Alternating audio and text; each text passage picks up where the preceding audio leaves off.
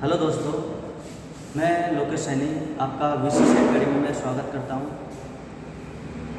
आज हम एक राजस्थान से संबंधित एक नई सब्जेक्ट स्टार्ट करने जा रहे हैं, जिसमें आप कोई भी आप एग्ज़ाम दो राजस्थान से संबंधित आप सब जानते हो। जो सबसे बड़ी जो एग्ज़ाम होती है वो अपने RS, फिर अपने अदर एग्ज़ाम जैसे SI वगैरह, पटवा, LDC, वीडियो, या फिर जो भी छोटी मोटी जितने भी एग्ज़ाम हैं, उन सब में ये जो सब्जेक्ट है अपने आप में एक महत्वपूर्ण भूमिका निभाती है। आज हम आपके लिए जो सब्जेक्ट स्टार्ट करने जा रहे हैं वो इन सब एग्ज़ाम के लिए बहुत ही ज़्यादा इम्पोर्टेंट है और आपको उस लेवल से यहाँ पर सिखाया जाएगा, पढ़ाया जाएगा कि आप कोई भी एग्ज़ाम राजस्थान लेवल की अगर देते हो तो उसमें यहाँ से आने वाले क्वेश्चन गलत नहीं होंगे। तो आज हम आपके लिए जो सब्जेक्ट स्टार्ट करने जा रहे हैं वो है राजस्थान ज्योग्राफी। किसकी बात करेंगे आज हम? राजस्थान ज्योग्राफी, राजस्थान का भूगोल। राजस्थान का भूगोल आप सब जानते हो कि ज्योग्राफी अपन 10th से 9th में छोटी छोटी क्लासों में भी पढ़ते हैं। आप जब 11th 12th में हो जाते हो, आर्ट्स लेते हो, तब भी वहाँ पर आप ज्योग्राफी को आपको पढ़ना होता है। उसके बाद में जब आप BA वगैरह करते हो, ग्रेजुएशन करते हो, तो भी आप इस चीज़ को पढ़ते हो। उसके बाद में आप अदर जो एग्ज़ाम की जो तैयारी करते हो तो आपको ज्योग्राफी पढ़नी ही पड़ती है। तो आज हम आपको ये जो सब्जेक्ट स्टार्ट करने जा रहे हैं ये आपके लिए कहीं ना कहीं बहुत ज़्यादा ही इम्पोर्टेंट साबित होगी। हर एग्ज़ाम में आपको यहाँ से क्वेश्चन देखने को मिलेंगे। तो सबसे पहले हम राजस्थान ज्योग्राफी की बात करें तो इसमें थोड़ा सा हम सिलेबस देख लेते हैं कि हम आपके लिए क्या क्या चीज़ें पढ़ाने वाले हैं। ये सब्जेक्ट आपके लिए बहुत ज़्यादा इम्पोर्टेंट रहेगी। तो सबसे पहले आपके लिए जो यहाँ पर हम बात करेंगे वो टॉपिक हम लिख लेते हैं। जैसे पहला ही पॉइंट आता है कि राजस्थान की उत्पत्ति कैसे हुई।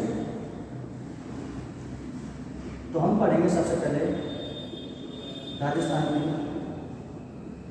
उत्पत्ति। राजस्थान की उत्पत्ति कैसे होती है, ठीक है। तो सिलेबस में धीरे धीरे हमारा चलता रहेगा। आप वीडियो को पूरा देखें, लास्ट तक देखें। आप किसी भी एग्ज़ाम की तैयारी कर रहे हैं, रीट वगैरह, RS या SI, आपको यहाँ से हर एग्ज़ाम में क्वेश्चन देखने को मिलेगा। तो अपन पहला ही टॉपिक हम लेते हैं। देखो सिलेबस तो मैं करवाता रहूँगा,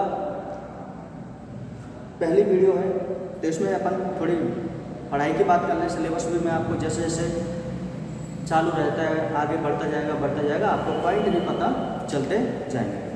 तो हम पहला ही टॉपिक पढ़ते हैं राजस्थान की उत्पत्ति।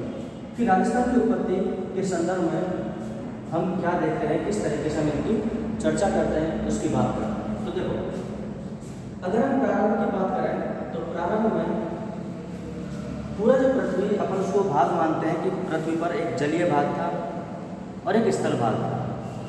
एक तो जलीय भाग था और एक कैसा भाग था, स्थल भाग। मान के चलो ये है स्थल भाग और ये कैसा भाग है, जलीय भाग। जलीय भाग का मतलब है ऐसा भूभाग जिसमें क्या हो, पानी हो, उसे अपन किस नाम से जानते हैं, जलीय भाग के नाम से हम उसको जानते हैं। और स्थल, जो स्थलीय भाग, स्थल भाग पाया जाता है लगभग 29% और जो जलीय भाग पाया जाता है 100 में से इसको माइनस करें तो लगभग 71% अपना क्या होता है, जलीय भाग होता है। इस स्थल भाग को हम एक नाम से जानते हैं जिसका नाम है पेंजिया, और इस जलीय भाग को हम दूसरे नाम से जानते हैं जिसका नाम है पेंथालासा। किस नाम से जानते हैं, पेंथालासा। तो यहाँ पर हमने इसको दो भागों में बांट दिया। स्थलीय भाग क्या कहलाता है, पेंजिया कहलाता है, अब अगर स्थलीय भाग होगा तो स्थलीय भाग से बच्चों निर्माण किसका होगा? आप बोलोगे सब स्थल का ही निर्माण होगा। स्थल का मतलब है कि निर्माण होगा यहाँ से महाद्वीपों का। किसका निर्माण होगा? महाद्वीपों का। और अगर आपसे कोई पूछ ले कि ये पैंथल आसार ये कैसा भाग है? जलीय भाग है। तो बताओ बच्चों इससे किसका निर्माण होगा? तो आप क्या बताओगे? सर इससे होगा महासागरों का। किसका निर्माण होगा? महासागरों का। अब होता क्या है कि धीरे धीरे ये जो पेंजिया है ये दो भागों में टूटता है। धीरे धीरे पेंजिया कितने भागों में टूट जाता है? दो भागों में। एक इसका उत्तरी भाग और एक इसका होता है दक्षिणी भाग। एक उत्तरी भाग और एक कौन सा है? दक्षिणी भाग। इस उत्तरी भाग को हम एक नाम से जानते हैं, इसका नाम है अंगारा लैंड। दक्षिणी भाग को हम कहते हैं गोंडवाना लैंड। उत्तरी भाग का क्या नाम है? अंगारा लैंड। और दक्षिणी भाग का क्या नाम है? गोंडवाना लैंड।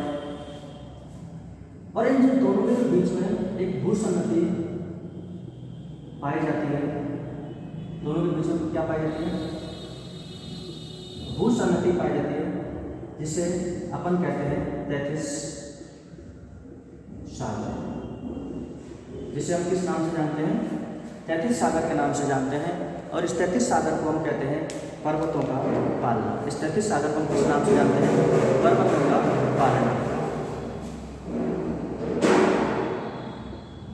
पर्वतों का पालना। तो 33 सागर को किस नाम से जानते हैं? पर्वतों के पालने के नाम से हम इसको जानते हैं। एक बार आप इसका चलो और लिख लेते हैं थोड़ा सा। पर्वतों का पालना कह देते हैं। इस अंगारा लैंड से जितने भी हमारे उत्तरी महाद्वीप हैं, उत्तरी महाद्वीप, तो उत्तरी महाद्वीपों का निर्माण हुआ है किससे? अंगारा लैंड से। और जितने भी दक्षिणी जो महाद्वीप हैं, कौन से महाद्वीप? दक्षिणी महाद्वीप, इनका निर्माण हुआ है किससे? अंगारा, इससे गोंडवाना लैंड से। तो यहाँ पर हमने दो की बात करी, अंगारा लैंड और गोंडवाना लैंड। गोंडवाना लैंड जिससे अपन जानते हैं दक्षिणी महाद्वीपों का निर्माण हुआ, और अंगारा लैंड जिससे उत्तरी महाद्वीपों का निर्माण हुआ। और इनके बीच में भूसंगति पाई जाती है, जिसे अपन किस नाम से जानते हैं? 33 सागर के नाम से जानते हैं। और इस भूसंगति को हम क्या बोलते हैं? पर्वतों का पालना। तो एक बार आप इसका स्क्रीनशॉट लो, फिर अपन आगे बात करते हैं।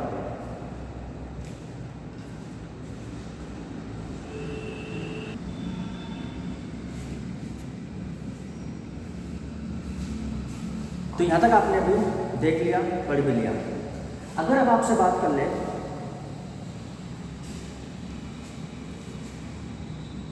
कि गोंडवाना लैंड से और अंगारा लैंड से किस किस का निर्माण हुआ है, ऐसे कौन कौन से भूभाग हैं जिनसे अंगारा लैंड से निर्माण हुआ है और गोंडवाना लैंड से निर्माण हुआ है।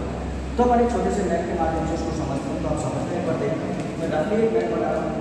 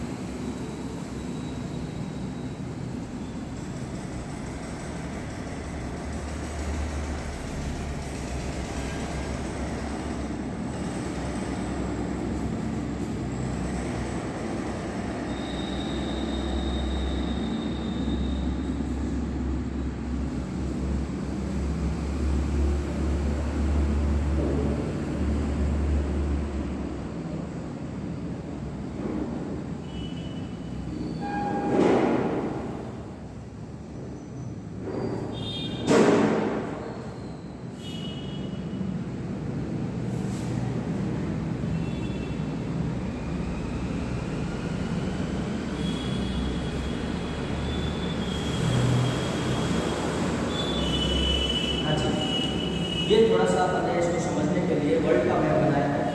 अब अपन ये बात करते हैं कि अंगारा लैंड से उत्तरी महाद्वीपों का निर्माण हुआ। उत्तरी महाद्वीपों कौन से, जैसे ये है नॉर्थ अमेरिका, उत्तर में ये है यूरोप, उत्तर में है ये है एशिया। तो उत्तर की तरफ जो महाद्वीप है उनका निर्माण किससे हुआ, अंगारलैंड से। ये है साउथ अमेरिका, दक्षिण अमेरिका, ये है अफ्रीका, अफ्रीका का निर्माण किससे हुआ, गोंडवाना लैंड से। नीचे अगर ये इधर ऑस्ट्रेलिया वगैरह, भारत वगैरह पहले इस अफ्रीका के भाग से यहाँ से जुड़े हुए थे, अंटार्कटिका।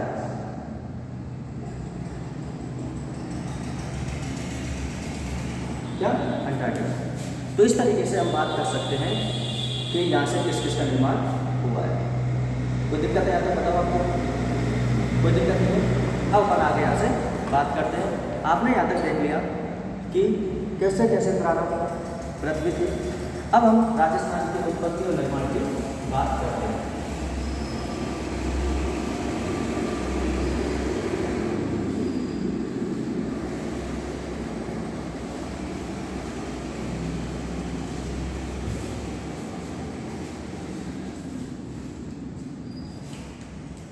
अगर हम राजस्थान की उत्पत्ति को लेकर चलें तो राजस्थान में जो हमारे भौतिक प्रदेश हैं उनमें दो प्रकार की संरचनाएं पाई जाती हैं। एक तो है गोंडवाना लैंड, एक तो किसकी है, गोंडवाना लैंड की, और एक 33 सागर की।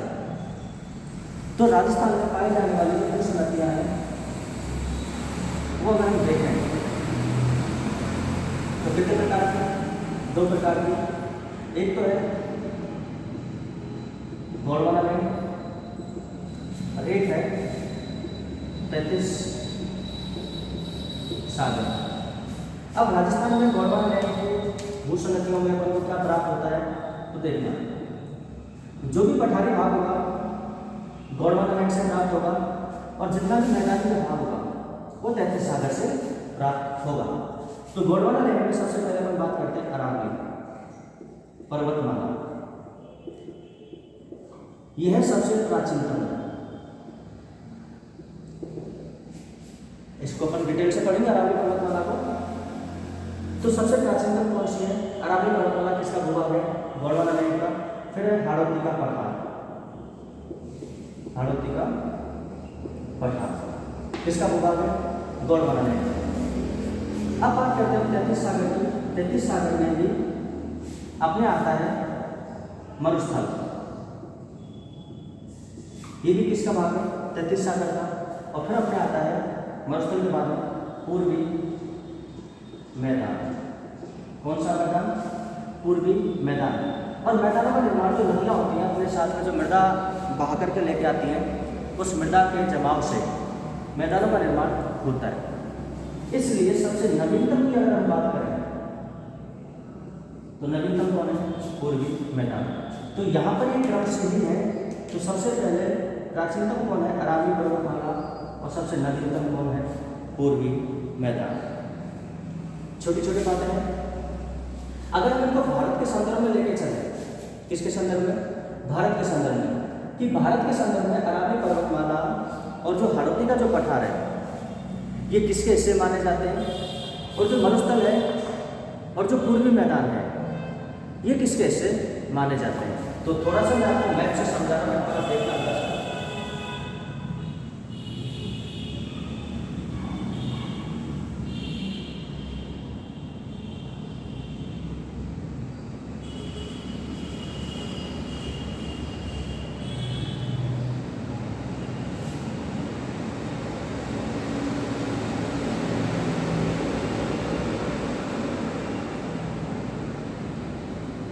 हाँ जी,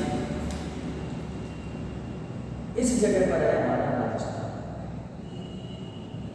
इस राजस्थान में, हमारे राजस्थान में ये जो अरावली जो पर्वतमाला है इस तरीके से विस्तृत है, और यहाँ पर है हाड़ौती का पठार। ये जो अरावली पर्वतमाला और जो हाड़ौती का जो पठार है ये प्रायद्वीपीय भारत के हिस्से हैं। किसके हिस्से, प्रायद्वीपीय भारत के। और यहाँ पर जो मरुस्थल है और ये जो मैदान है, पूर्वी मैदान, ये हमारे उत्तरी विशाल मैदान का भूभाग माना जाता है। अरावली और हड़प्पा का पठार प्राकृतिक भारत के हिस्से माने जाते हैं। तो ये दोनों किसके हिस्से माने जाते हैं, यहाँ पर लिख देता हूँ। भारत के संदर्भ में अपन देखें तो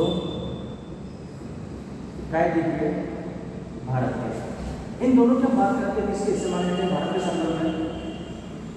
उत्तरी विशाल मैदान किसके हिस्से माने जाते हैं, उत्तरी विशाल मैदान के हिस्से माने जाते हैं। तो यहाँ से आपने राजस्थान की उत्पत्ति से लेकर के इसका निर्माण कैसे हुआ, उत्पत्ति या निर्माण, इसकी आपने बात कर ली कि राजस्थान की उत्पत्ति और निर्माण को लेकर के क्या क्या बातें की जाती हैं, क्या क्या चीज़ें यहाँ पर हैं।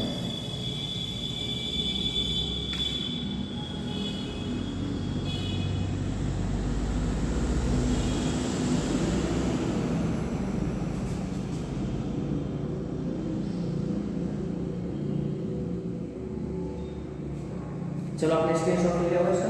अब हम आगे बात करते हैं राजस्थान से ही संबंध कि राजस्थान की स्थिति एवं विस्तार। तो सेकंड पॉइंट है हमारा, पहला पॉइंट उत्पत्ति से करना, अपन ने उत्पत्ति को देख लिया। दूसरा पॉइंट है हमारे राजस्थान की स्थिति एवं विस्तार।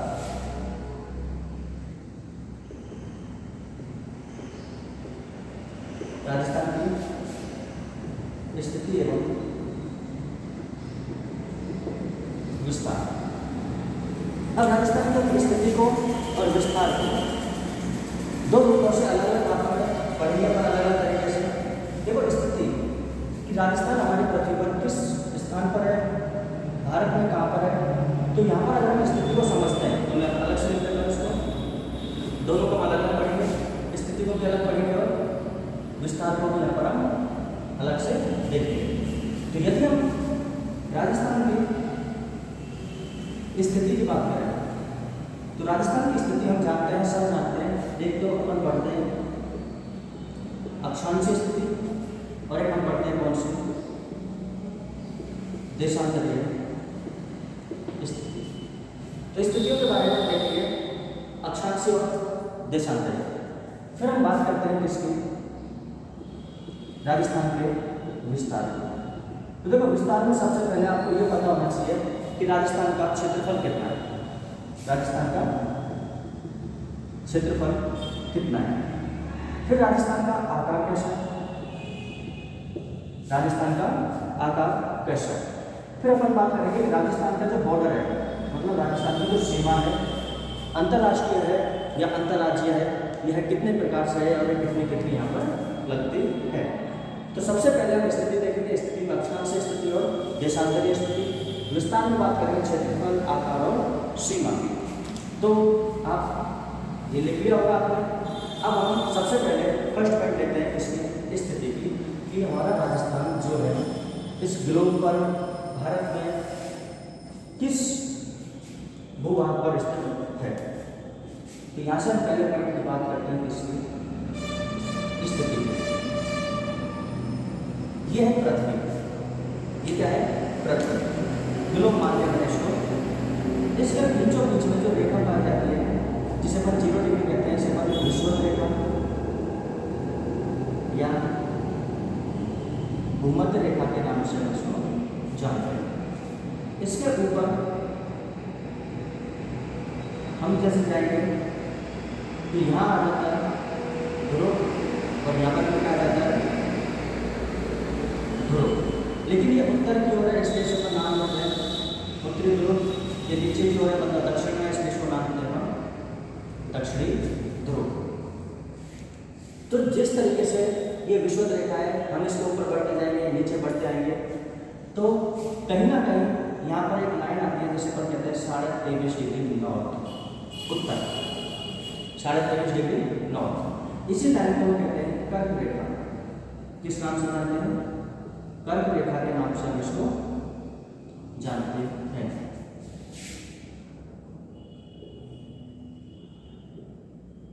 किस नाम से जानते हैं, कर्क रेखा के नाम से हम इसको जानते हैं।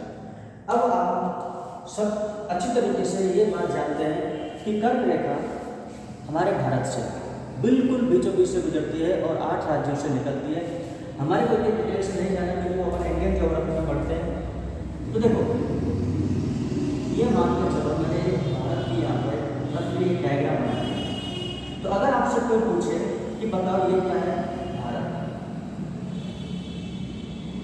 इंडिया, बीचों बीच से कौन सी रेखा गुजरती है, बोलोगे आप सब कर्क रेखा, बिल्कुल क्लियर है। तो इसका मतलब है कि ऊपर वाला जो गोलार्ध होता है इसे अपन कहते हैं उत्तरी गोलार्ध, किस नाम से जानते हैं, उत्तरी गोलार्ध। और नीचे वाला कौन सा गोलार्ध है, दक्षिणी गोलार्ध। गोले का गोलार्ध कहलाएगा और ये उत्तरी गोलार्ध। तो अगर आपसे कोई इंडिया के बारे में पूछ ले, भारत के बारे में पूछ ले कि बताओ भारत कौन से गोलार्ध में स्थित है, तो आप बोलोगे उत्तरी गोलार्ध। अभी पूरा नहीं हुआ, फर्स्ट पॉइंट कौन सा गोलार्ध, उत्तरी गोलार्ध। अब यदि मैं इसी गोलार्ध को मान के चलो ये मैंने वापस से ग्लोब बना दी, अब मैं इस तरीके से काटने के बजाय इसको ऐसे काट देता हूँ। तो पहले ऊपर उत्तर था, नीचे दक्षिण था, अब की बात इधर आ जाएगा पूर्व, इधर आ जाएगा पश्चिम, इधर पूर्व इधर पश्चिम। और हमारा भारत कहाँ पर है, अपना भारत यहाँ पर है। ये इस तरीके से रेखा होगी, तो ये तो अपन ने ऐसे स्प्रेड किया था। अब अगर हम इधर वाली की बात करें तो ये है पूर्वी गोलार्ध। ये कौन सा गोलार्ध है, पूर्वी गोलार्ध। तो अब आपके दिमाग में एक बात आ गई कि सर अभी तो आपने बताया कि जो हमारा जो भारत है वो उत्तरी गोलार्ध में, यहाँ पर आप बता रहे हो कि हमारा भारत पूर्वी गोलार्ध में। मैं आपसे बोल रहा हूँ कि चलो ठीक है, मैंने उत्तरी गोलार्ध भी बता दिया, आपको पूर्वी गोलार्ध भी बता दिया। यदि मैं आपको इसको एक साथ लिख के बोलूँ, एक कैसे, एक साथ बताऊँ मैं आपको, तो आप क्या बोलोगे, सर हमारा जो भारत है वो उत्तरी गोलार्ध में भी है और पूर्वी गोलार्ध में भी है। तो आप बोल के दिखाओ उसको, क्या बोलोगे एक साथ। तो इंडिया की जो स्थिति है, इंडिया की स्थिति अगर बात करें अपन, तो अगर एक साथ बोलते हैं उत्तरी पूर्वी गोलार्ध, भारत की स्थिति कहाँ पर है, उत्तरी पूर्वी गोलार्ध।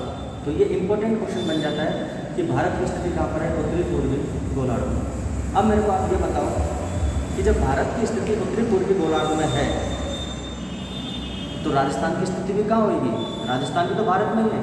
तो पृथ्वी पर या ग्लोब के आधार पर हम बात करें, पृथ्वी या ग्लोब के आधार पर हम बात करें तो हमारा राजस्थान में किधर है, उत्तरी पूर्वी गोलार्ध में, और भारत में किधर है, उत्तरी पूर्वी गोलार्ध में। ये किसके आधार पर है, अक्षांशीय व देशांतरीय आधार पर।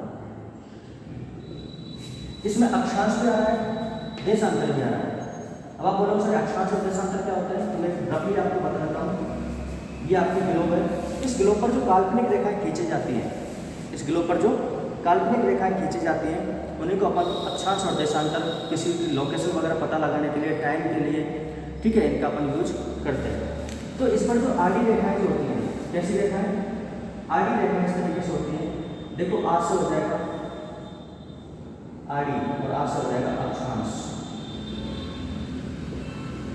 तो जो आड़ी रेखाएं होती हैं उन्हें कहते हैं अक्षांश, और जो इस तरीके से खाड़ी रेखाएं होती हैं बची हुई इस तरीके से, ये कहलाती है देशांतर। तो आप सिंपल सी लैंग्वेज में आप याद रखना, आड़ी रेखाएं आज से आड़ी, आज से अक्षांश, बाकी की बची हुई देशांतर। तो ये अपन ने जो स्थिति बताई है ना, वो अक्षांश के आधार पर भी है और देशांतर के आधार पर भी। अक्षांशीय व देशांतर स्थिति के आधार पर अगर अपन भारत को देखें तो कौन से गोलार्ध में है, उत्तरी पूर्वी गोलार्ध में। अगर आपसे सिर्फ इतना पूछे ये आड़ी रेखा है तो अक्षांशीय स्थिति किधर है, भारत की अक्षांशीय स्थिति उत्तरी गोलार्ध में, भारत की देशांतरीय स्थिति पूर्वी गोलार्ध में, भारत की अक्षांशीय और देशांतरीय स्थिति उत्तरी पूर्वी गोलार्ध। तो वही बात अगर हम राजस्थान के बारे में लेके चलें तो पहला पॉइंट यहाँ से ये हो जाता है कि भारत की अगर बात की तो बताओ भारत कौन से गोलार्ध में है? देशों के आधार पर उत्तरी पूर्वी गोलार्ध में। अगर हम राजस्थान की बात करें तो ये भी कौन से गोलार्ध में है? उत्तरी पूर्वी गोलार्ध। अगर ये दोनों की हम बात कर रहे हैं कि यह है वर्ल्ड में, किसकी बात कर रहे हैं? वर्ल्ड में, कि विश्व में भारत की स्थिति, विश्व में राजस्थान की स्थिति। अब हम बात करते हैं कि भारत में राजस्थान किधर है। समझ आ रही मेरी बात? अभी तो अपन ने विश्व की बात की कि विश्व में किधर है, कि सर उत्तरी पूर्वी गोलार्ध में, राजस्थान भी उधर ही है और इंडिया भी उधर ही है। लेकिन अगर हम बात करें कि राजस्थान भारत में कहाँ पर है, कि राजस्थान भारत में कहाँ पर है, तो देखना समझना यहाँ पर एक मैप बना रहा है।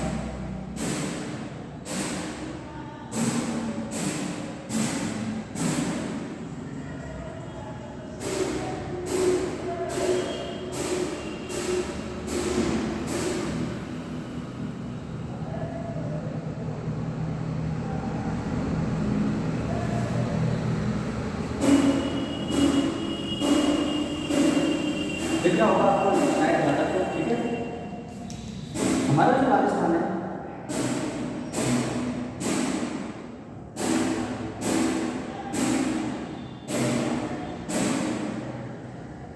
ये है हमारा प्यारा राजस्थान, ये हमारा प्यारा भारत, ये हमारा प्यारा राजस्थान। अगर हम इसमें राजस्थान की बात करें कहाँ पर, भारत में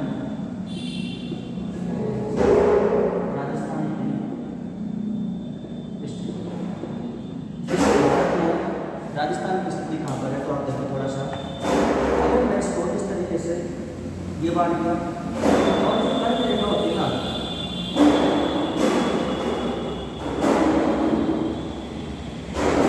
तो इस तरीके से गुजरती है थोड़ी सी इस तरीके से, तो कर्क रेखा भी हमारे राजस्थान से गुजरती है। अगर हम राजस्थान की बात करें तो आप देखो ये कर्क रेखा हमारे राजस्थान के दो जिलों से गुजरती है, डूंगरपुर और बांसवाड़ा से। अब इस डायग्राम को आप देख कर बताइए कि हमारा जो राजस्थान है भारत में किधर है? पूरब, पश्चिम, उत्तर और ये दक्षिण। तो आप क्या बोलोगे कि सर हमारा जो भारत है वो इस दिशा में है, राजस्थान जो है भारत में इस दिशा में है, तो भारत में राजस्थान की स्थिति हो जाएगी उत्तरी पश्चिमी। समझ आया कुछ? उत्तरी पश्चिमी। तो एक बार आप इसका स्क्रीनशॉट ले लो, फिर अपन आगे बात करते हैं।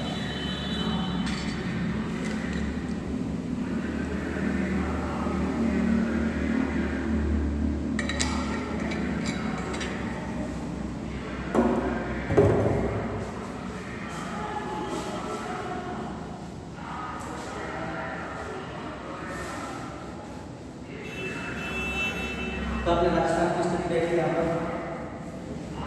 राजस्थान किस गोलार्ध में स्थित है? अब स्थिति के बाद में अपन जानते हैं कि राजस्थान की जो स्थिति है अपन इसको कितने भागों में बांटते हैं? दो भागों में बांट करके हम इसको पढ़ते हैं। पहली जो है वो है अक्षांशीय स्थिति। तो अब हम बात करेंगे किसकी? राजस्थान की अक्षांशीय स्थिति। देखो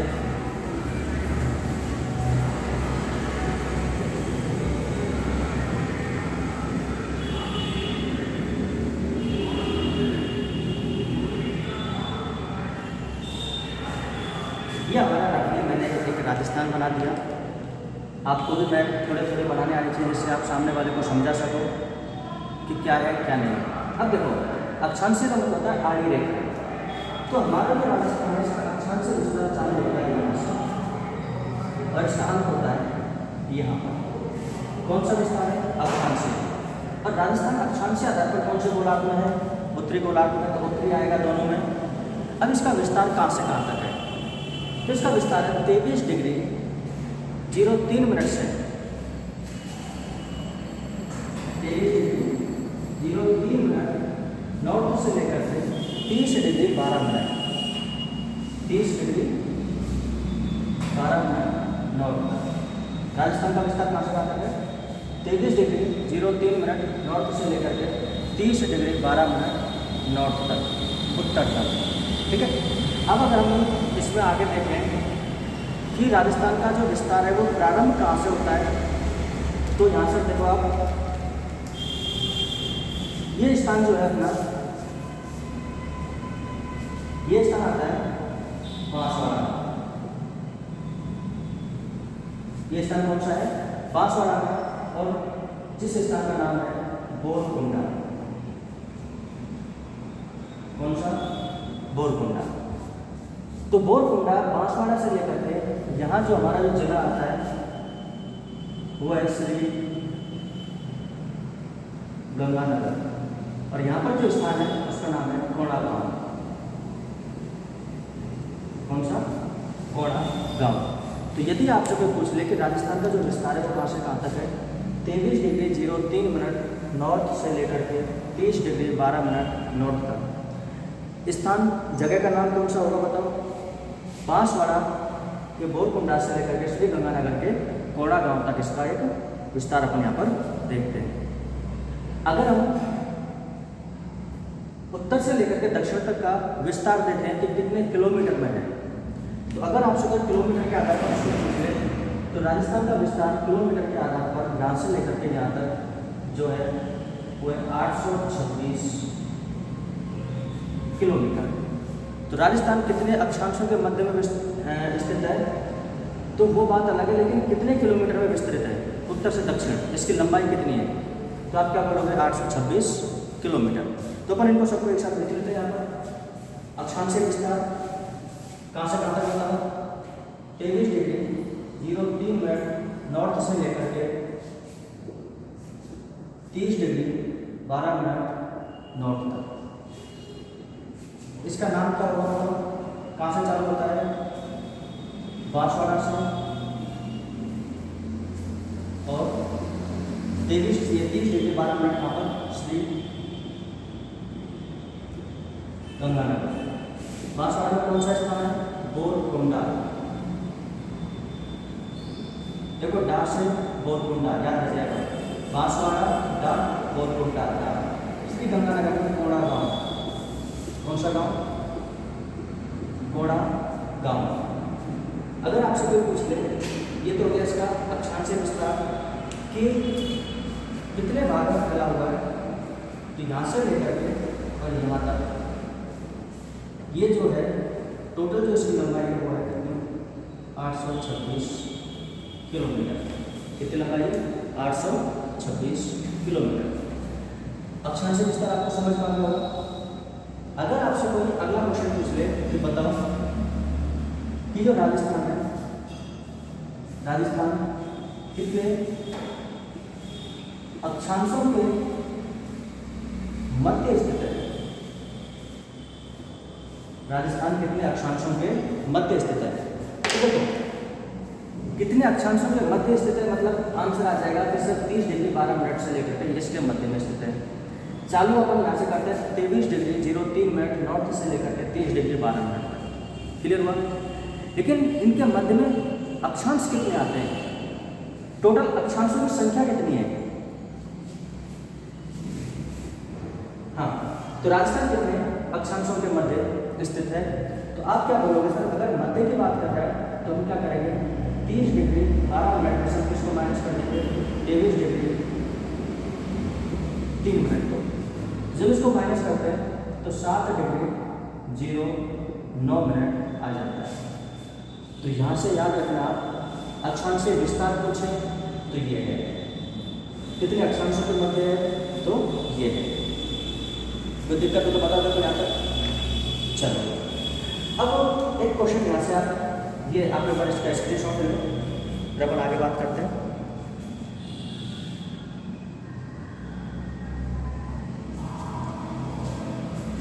चलो देखो,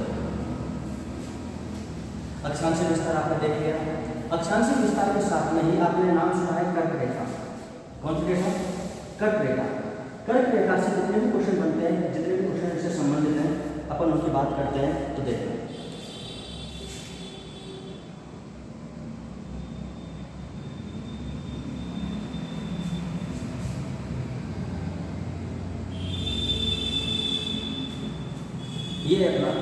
राजस्थान। यहाँ पर 2 जिले हैं, आप इस तरीके से समझ लेना। ये है डूंगरपुर, ये है बांसवाड़ा, ये कौन सा है? बांसवाड़ा। तो ये हमारा डूंगरपुर और ये क्या है ना? बांसवाड़ा। यहाँ से एक अक्षांश रेखा गुजरती है जो 23.5 डिग्री के नाम से हम उसको जानते हैं। 23.5 डिग्री उत्तरी अक्षांश के नाम से अपन उसको तो जानते हैं। इस तरीके से एक अक्षांश रेखा गुजरती है जिसका नाम क्या है? 23.5 डिग्री उत्तरी अक्षांश। और इस 23.5 डिग्री उत्तरी अक्षांश को हम एक नाम से जानते हैं, जिसका नाम है कर्क रेखा। इसका नाम क्या है? कर्क रेखा। और ये जो राजस्थान से गुजरती है कौन सी रेखा? कर्क रेखा। इसकी लंबाई की अगर बात करें, अगर इसकी लंबाई की बात करें तो यह कितने किलोमीटर? 36 किलोमीटर। तो राजस्थान से गुजरने वाली जो कर्क रेखा है उसकी लंबाई कितनी है? 36 किलोमीटर। तो कर्क रेखा से पहला क्वेश्चन यही से बनता है कि कर्क रेखा राजस्थान के कितने जिलों से गुजरती है? 2 जिलों से। कौन कौन से हैं? बांसवाड़ा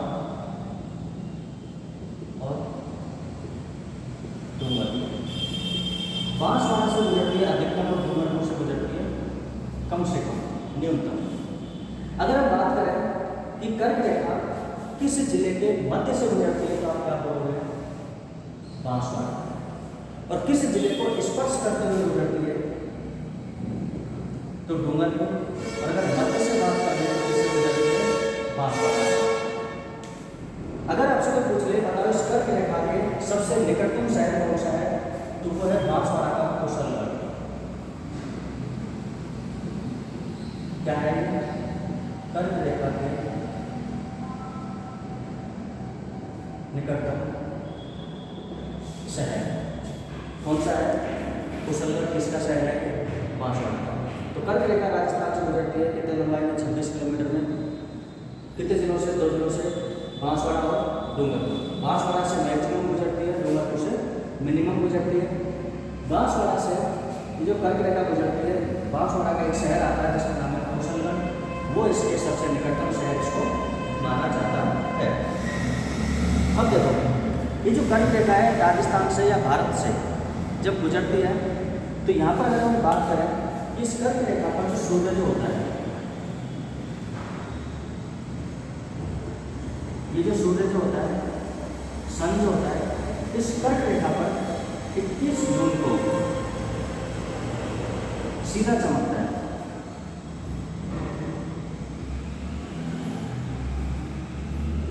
तो सूर्य कर्क रेखा पर सीधा कब चमकता है? तो आप क्या बोलोगे? 21 जून को। कब चमकता है? 21 जून को। अब देखना, अगर सीधा चमकेगा 21 जून को तो इसका मतलब है सूर्य का जो बिल्कुल लंबा जो प्रकाश जाएगा वो किस पर जाएगा? बांसवाड़ा पर। तो यहाँ से क्वेश्चन आता है कि सूर्य राजस्थान में जो सूर्य होता है, सूर्य का सीधा या लंबवत प्रकाश किस जिले पर पड़ता है? तो आप क्या बोलोगे? बांसवाड़ा। और सबसे तिरछा जो प्रकाश पड़ता है वो पड़ता है किस पर? ऊपर वाले पर। और ये है यहाँ पर कौन सा? श्री गंगानगर। तो अगर लंबवत प्रकाश की बात करें तो बांसवाड़ा, और अगर तिरछे प्रकाश की बात करें तो कौन सा? श्री गंगानगर। तो यहाँ से अपन ने 2 क्वेश्चन की बात कर ली। कई सारे क्वेश्चन जो कर्क रेखा से संबंधित हैं। कर्क रेखा 23.5 डिग्री तो राजस्थान में कितने जिलों से गुजरती है? 2 जिलों से गुजरती है, डूंगरपुर और बांसवाड़ा। कितने किलोमीटर लंबाई है इसकी राजस्थान में? 26 किलोमीटर। कितने जिलों से? 2 जिलों से, बांसवाड़ा और डूंगरपुर। बांसवाड़ा से अधिकतम गुजरती है, मतलब बांसवाड़ा को बिल्कुल मध्य से काटती है। और कर्क ये जो कर्क रेखा है डूंगरपुर को स्पर्श करते हुए निकलती है। अगर आपसे पूछ ले कर्क रेखा के निकटतम शहर कौन सा है? कुशलगढ़। कर्क रेखा पर जो सूर्य जो है 21 जून को सीधा चमकता है, जिसे अपन एक नाम से जानते हैं, वो है कर्क संक्रांति। कर्क संक्रांति या ग्रीष्म संक्रांति, ग्रीष्म संक्रांति। कर्क किसको बोलते हैं कि सूर्य कर्क रेखा पर 21 जून को जब सीधा चमकता है तो उसे अपन कर्क संक्रांति या ग्रीष्म संक्रांति के नाम से हम इसको जानते हैं। जब कर्क रेखा पर सूर्य जब सीधा चमकेगा, कब चमकेगा? 21 जून को। कब चमकेगा? 21 जून को। तो इसका मतलब है कि 21 जून को सबसे बड़ा दिन होगा। 21 जून को सबसे बड़ा दिन होगा। बिल्कुल सही बात है। अगर सूर्य सीधा चमकेगा तो दिन की अवधि कैसी होगी? सबसे बड़ी होगी। तो दिन की अवधि होती है लगभग 13 घंटे 27 मिनट। दिन की अवधि कितनी होती है? 13 घंटे 27 मिनट। सूर्य का सबसे सीधा लगभग प्रकाश किस पर जाएगा? बांसवाड़ा पर। और सबसे तिरछा किस पर जाएगा? श्रीगंगानगर पर। 21 जून को सूर्य सीधा चमकता है। 21 जून से ही 21 जून को एक दिवस के रूप में मनाया जाता है जिसका नाम है योग दिवस। 21 जून को किस दिवस के नाम से मनाते हैं? योग दिवस। और कब से प्रारंभ हुआ? 2015 से। तो 21 जून को योग दिवस मनाया जाता है। कब से प्रारंभ किया गया? 2015 से किया गया। कर्क रेखा या फिर जो अक्षांश रेखाएं जो होती हैं, मैंने जितना होगा इम्पोर्टेंट है, जो अक्षांश रेखाएं जो होती हैं, इन अक्षांश रेखाओं को अपन जलवायु रेखाएं भी कहते हैं। किस नाम से जानते हैं? जलवायु रेखाओं के नाम से जलवायु को जानते हैं। किसको जानते हैं?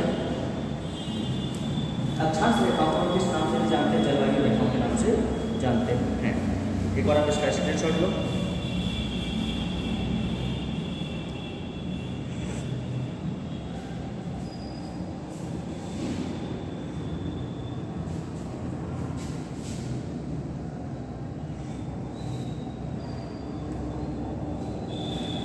तो अभी तक हमने राजस्थान के अक्षांश और देशांतरीय अक्षांश स्थिति के बारे में हमने कंप्लीट देख लिया।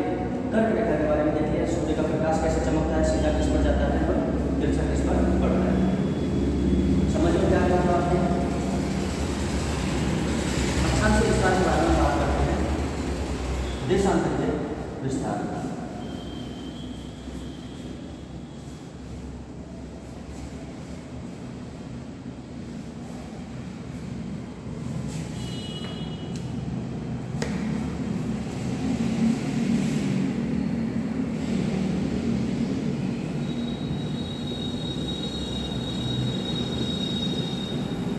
बात करते हैं देशांतरीय विस्तार की।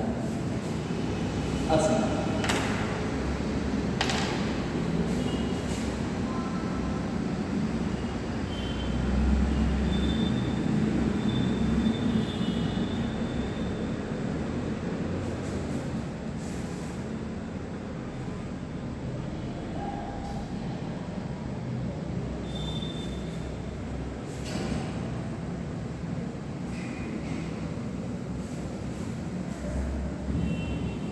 चलो रफी डायग्राम समझ लेना। तो अपन जैसे अक्षांशीय विस्तार की बात की, उसी प्रकार से हम किसकी बात करते हैं? देशांतरीय विस्तार की यहाँ पर बात करते हैं। तो जो राजस्थान का देशांतरीय विस्तार है, यहाँ एक जिला आता है, इसका नाम है जैसलमेर। और यहाँ एक जिला आता है जिसका नाम है धौलपुर। तो राजस्थान का जो अक्षांशीय विस्तार है वो जैसलमेर से लेकर के कहाँ तक है? धौलपुर तक।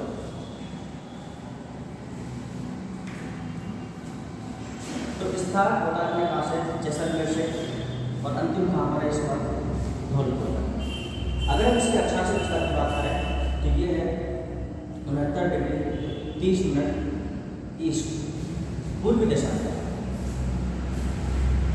69 डिग्री 30 मिनट पूर्वी देशांतर से लेकर के 78 डिग्री 17 मिनट ईस्ट पूर्वी देशांतर। ये कितना था अपना अक्षांशीय? 23 3 से 30 12। देशांतर कितना है? 69 30 से 78 17। याद रखना वहाँ पर हमने एंड लगाया था, यहाँ ई लगाया हुआ, नॉर्थ ना ईस्ट पूरा। जैसलमेर में एक स्थान है जिसका नाम है कटरा गाँव। कौन सा गाँव? कटरा गाँव। और धौलपुर में है सिलाना। कौन सा गाँव? सिलाना गाँव। याद कैसे करोगे? जैसलमेर में काट रहे, धौलपुर में क्या करोगे? सिलोगे। तो कटरा गाँव, धौलपुर में सिलाना गाँव। 69 30 से 78 17। तो ये हमने देशांतरी विस्तार में यहाँ पर देखा कि देशांतरी विस्तार कहाँ से कहाँ तक है। अगर हम टोटल आपसे बोले कि इसकी चौड़ाई कितनी है, कि ये जो लंबाई है इसके यहाँ से जाकर चौड़ाई है कितने किलोमीटर में, वो तो भी अपने अक्षांश वाली जगह में मापी थी 826 किलोमीटर, लेकिन ये होती है 869 किलोमीटर। कितने किलोमीटर? 869 किलोमीटर। जैसलमेर के कटरा गांव से धौलपुर के सिलाना गांव तक 69 30 से 69 17 तक इसका क्या है? विस्तार है। इधर लिख लिया अपन इसको। चलो किसकी बात कर रहे हैं? देशांतरी विस्तार। कहाँ से कहाँ तक है? 69 डिग्री 30 मिनट ईस्ट से लेकर के 78 डिग्री 17 मिनट ईस्ट। स्टार्ट कहाँ से होता है? जैसलमेर से लेकर के धौलपुर तक। जैसलमेर में आपने क्या कर दिया? काट दिया, मतलब कटरा गांव। धौलपुर में आपने सिल दिया, मतलब सिलाना गांव। अगर यहाँ से लेकर के यहाँ तक की जो टोटल जो लंबाई है, चौड़ाई इसको हम कहते हैं कितनी है? 869 किलोमीटर। कितनी है? 869 किलोमीटर। फालतू की बातें थी छोटी छोटी, सब पढ़ते हैं एग्जाम में, आती यहाँ से क्वेश्चन यहाँ से भी पूछे जाते हैं। अब अगर आपसे पूछ ले, जैसे पहले अक्षांशीय विस्तार के बारे में बात किया था कि राजस्थान कितने अक्षांशों के मध्य स्थित है, आपने बताया, ठीक है। अब आपसे पूछ ले कि बताओ कितने देशांतर हैं, यहाँ से लेकर के यहाँ तक जो कितने देशांतर हैं। तो अगर आपसे कोई बोले कि राजस्थान का देशांतरीय विस्तार तो ये हो गया, लेकिन राजस्थान कितने देशांतरों के मध्य, तब क्या करोगे? बड़े वाले में से कौन सा? 78 डिग्री 17 मिनट, इसमें से माइनस किसको कर दोगे? 69 डिग्री 30 मिनट। क्या करना? माइनस। लेकिन यहाँ पर दिक्कत क्या आ जाती है? माइनस करते हो तो 17 से 30 तो जाता ही नहीं। अब आप लोगों को क्या करना है? आपको क्या करना है कि यहाँ से आप इसको 1 कम करोगे, तो जब डिग्री जब 1 कम होता है तो मिनट में 7 बढ़ता है। ये हो जाएगा 77 डिग्री। जैसे 7 मिनट इसमें बढ़ेंगे, ये हो जाएगा 77 मिनट। कितना मिनट हो जाएगा? 77। आप उसको आराम से यहाँ से क्या कर दो? माइनस कर दो इसको। 7 4 इधर इसमें से हम माइनस करेंगे तो आ जाएगा 8। इसका मतलब है कि राजस्थान कितने देशांतर के मध्य? 8 डिग्री 47 मिनट। कितने? 8 डिग्री 47 मिनट। कोई दिक्कत है? देशांतरी विस्तार हो जाएगा।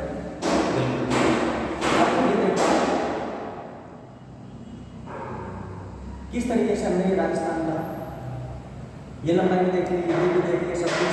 तो बीच वाला जो गाँव है ये कौन सा है? ये नागौर में आता है। इस नागौर में गाँव आता है नागौर। कौन सा गाँव? नागौर। बिल्कुल मध्य में है। कहाँ पर? बिल्कुल मध्य में। लेकिन अगर हम बात करें तो जो बाद में जब सैटेलाइट सर्वे हुआ, बाद में क्या हुआ? सैटेलाइट सर्वे हुआ तो इसका जो मध्य गाँव था वो था गगराना। कौन सा गाँव था? गगराना। कौन सा गाँव? गगराना। ये भी कहाँ पर है? नागौर। जो अक्षांश और देशांतर लापोलाई ऑप्शन में अगर लापोलाई लाया तो कौन सा? गगराना में यहाँ पर ये आकर के मिलते हैं। समझ आ गया? जैसे अपन ने अक्षांशीय रेखाओं को पहले जलवायु रेखाएं कहा। कौन सी रेखाएं कहा? जलवायु रेखाएं।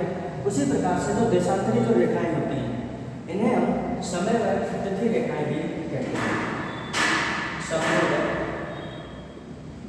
तिथि रेखा। तो देशांतरी रेखाओं को अपन किस नाम से जानते हैं? समय व तिथि रेखाओं के नाम से इसको जानते हैं। तो किस तरीके से आप इसका एक बार स्क्रीनशॉट ले लो।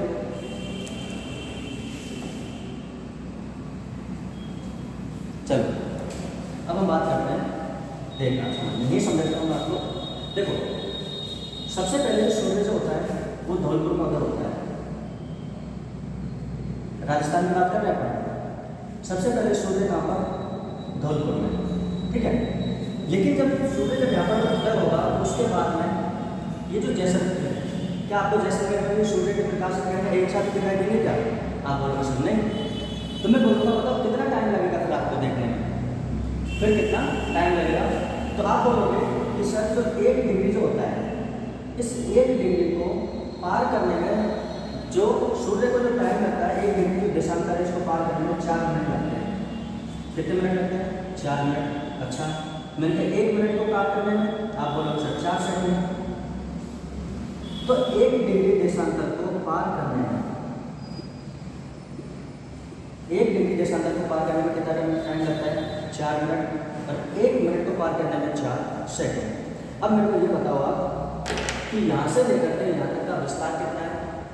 आप बोलोगे सर अंतर कितना है? टोटल कितना है? 8 डिग्री 47 मिनट, इतने का अंतर है। इसका मतलब क्या होगा कि सूर्य जब यहाँ पर उदय होगा तो उसके कुछ टाइम बाद आपको जैसलमेर में मिलेगा। कितना टाइम लगेगा? जैसे इसको आप सॉल्व कर लो। मैंने देखा सॉल्व करके, तो 8 डिग्री का मतलब है 8 को मैं 4 से गुणा करूँगा तो ये तो आ गया 32 मिनट, क्योंकि 1 डिग्री में 4 मिनट तो 8 डिग्री में 32 मिनट। बचा हुआ 47 सेकंड को मैंने जब 4 से गुणा किया तो जब इसको अपन गुणा करते हैं तो 4 से 28, तो 4 से 16 तो 18, तो ये 18 सेकंड आया। 18 सेकंड का मतलब है कि 3 मिनट और 8 सेकंड, क्योंकि 60 का भाग देगा उसमें 6 18 मतलब 180 मिनट हो जाती है, तो 180 का 3 मिनट बन जाता है, तो 3 मिनट 8 सेकंड। तो टोटल इसका मतलब क्या होगा कि आपको जो सूर्य का जो प्रकाश जो है उसको धौलपुर से लेकर के जैसलमेर तक चलने में, धौलपुर से जैसलमेर तक चलने में कितना टाइम लगेगा? आप बोलो साहब 32 मिनट तो ये है, 3 मिनट ये है, तो 35 मिनट 8 सेकंड। 35 मिनट 8 सेकंड का इसको लगभग में क्या बोल जाते हैं, कितने मिनट लगते हैं? 35 मिनट। जैसे अगर धौलपुर में सूर्य उदय हो रहा है 7 बजे, तो जैसलमेर में होगा 7 बजे 35 मिनट पर। 35 मिनट पीछे चले जाते तो आप एक बार इसका स्क्रीनशॉट ले लो। तो ये क्वेश्चन समझ आ गया आप तो बोलेगा बताओ कि जो राजस्थान का जो सबसे पूर्वी जो जिला है धौलपुर, सबसे पश्चिमी जिला कौन सा है? जैसलमेर, ठीक है। इसमें समय का अंतराल कितना हो जाएगा? आप बोलोगे सर 35 मिनट 8 सेकंड। कितने समय का अंतराल हो जाएगा? 35 मिनट 8 सेकंड। अगर आपसे कोई पूछ ले कि बताओ सबसे पहले की बात कर रहे हैं, तो सबसे पहले बताओ सूर्य उदय कहाँ पर होगा? बताओ। सबसे पहले सूर्योदय कहाँ पर होगा? सबसे पहले सूर्योदय कहाँ होगा? धौलपुर में। और सबसे पहले सूर्य अपन अस्त की बात कर रहे हैं तो आप कहाँ बोलोगे साहब? ये धौलपुर, तो कहा जाएगा जैसलमेर। गलत भाई, सबसे पहले उदय होगा तो सूर्य जब आगे बढ़ेगा तो सबसे पहले अस्त ही होगा, तो धौलपुर में। तो याद रखना सबसे पहले सूर्य उदय तथा सूर्यास्त कहाँ पर होता है? धौलपुर में। सबसे पहले सूर्योदय तथा सूर्यास्त कहाँ पर होता है? धौलपुर में। अगर हम बात करें कि सबसे बाद में सूर्य उदय कहाँ होगा? जैसलमेर में। और सूर्य अस्त कहाँ पर होगा? ये भी कहाँ पर होगा? जैसलमेर। दोनों चीज़ें आप याद रखना है कि सूर्य उदय और सूर्य अस्त सबसे बाद में जैसलमेर में, सबसे पहले कहाँ पर? धौलपुर में। ये छोटी छोटी बातें थी, अपन ने यहाँ तक इनको देख लिया। अब आता है राजस्थान का क्षेत्रफल। अब किसकी बात करेंगे? राजस्थान के क्षेत्रफल की।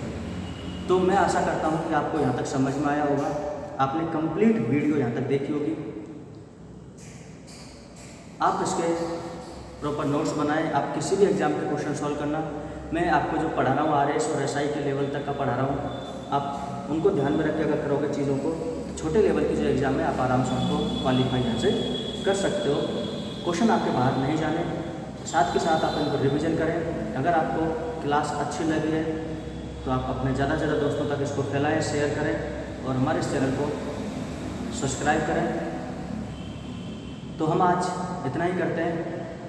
तो आज आपको पसंद आया होगा, समझ में आया होगा। अगर अच्छा लगा है तो वीडियो को लाइक करें, कमेंट करें आप कि आपको कैसा लगा।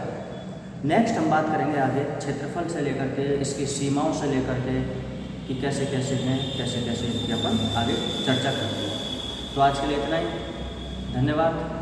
जय हिंद, जय भारत।